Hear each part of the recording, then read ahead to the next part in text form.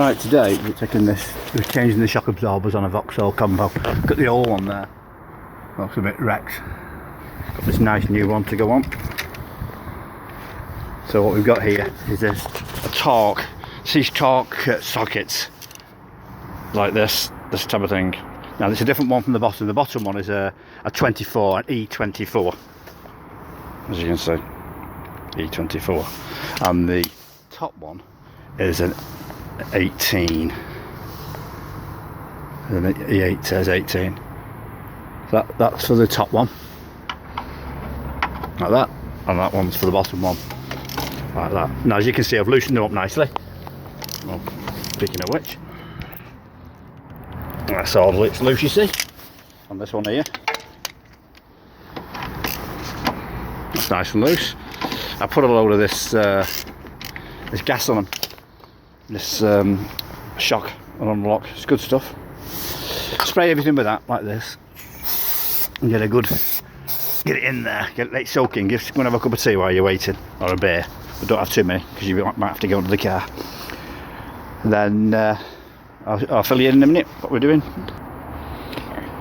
Now what I also do is I put the jack, even though I've got it on an axle stand. Remember now, always have an axle stand. Don't trust a hydraulic jack. I know a fellow was killed, crushed him underneath his car. His wife went out, she came back a couple of hours later, wondered where he was. He was dead under his car. The hydraulic jack had failed. You can just fail and it just drops, and that was it. So I always put an axle stand on. It's only 60 seconds, but then now I can use the jack and utilise it over here, and I put it underneath that like a wishbone here, and as I take the shocker off, as opposed to it just dropping, that will hold it in place. So then the new shock will go straight on, in theory. Right, there's the bolts out.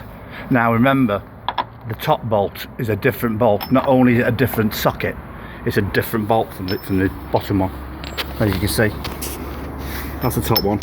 It's thinner, that's thicker. That's the bottom one. You won't be able to get them mixed up because I mean, actually, it won't fit. I always just kind of put one like this and one like that, one there, one there, so I know that's the top. And there's the shocker. Just come off the bottom there, as you can see. Just should be a little bit there. Sometimes you can just wiggle them around. There you go. An old shocker. This is shocked as well, isn't it? Oh, that's all breaking as well. And they're not leaking, I don't think, but for the sake of having, 30 quid or 25 quid for the new shockers. And what I do now is I'll clean this up and put a bit of oil in there and in the thread at the other side. So, and I always use this oil. It's quite good. GT85 with that, like a silicone you've got in it. That's what I do. I just under there, put some in that bolt there.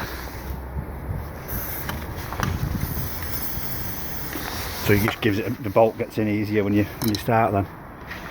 And you don't really need many tools for this. But your jack, your axle stand, a breaker bar, just initially to break it off, and then just the 18 and the 24 torque type sockets. So I'll put it back on now and I'll let you know what's going on. Now what I do, I put the bottom on, as you can see. I've got that bolt in there now, that's all. That's going on nicely. Now what happens here now, you've got to align these up here. So that's the trick of having this jack here. So you get it roughly so you know it's going to be in line, and then you just go like this with the jack.